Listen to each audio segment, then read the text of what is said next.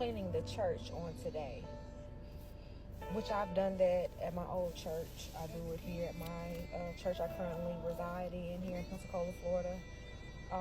God can speak to you anywhere. He can speak to you in your shower. He can speak to you while you asleep. He can speak to you and while you at the church. He can be on your job. He can speak to you everywhere. But what resonated in my spirit was going against the grain. And so what made that jump into my spirit is I was vacuuming the floor. In certain areas, it was hard for the vacuum to go forward. So I'm like, okay, so when I switch positions, it was a smoother ride for the vacuum to vacuum the floor. So I started thinking about my own life. I started thinking about the things that goes on in my own personal life. And I'm like, okay, well, that's why a lot of us are like the people of Israel, keep going around in a circle as they did for 40 years because we're going against the grain. And I was like, man, that was powerful, because once I switched directions with the vacuum, it was a much smoother ride. All I had to do was just turn just a little bit.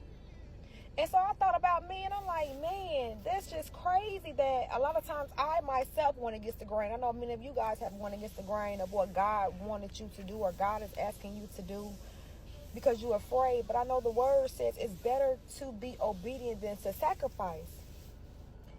And a lot of times God be talking to us and he be telling us what to do and what to say and who to talk to, and we don't want to move. We be going against the grain. Or when you know your pastor and your first lady, they need help, God be telling you, come on, help. The little voice that you hear, that thing that's in your mind, that thing that hits your heart, you be like, okay, but you go against the grain. And when you go against the grain, it makes it so harder for you to go in that direction, because that's not the direction you're supposed to be going in. But if you just take a little curve and you just shift, you will be in the right lane. So that's what I was thinking about as I was vacuuming the church on today. I'm like, man, this time I be going against the grain.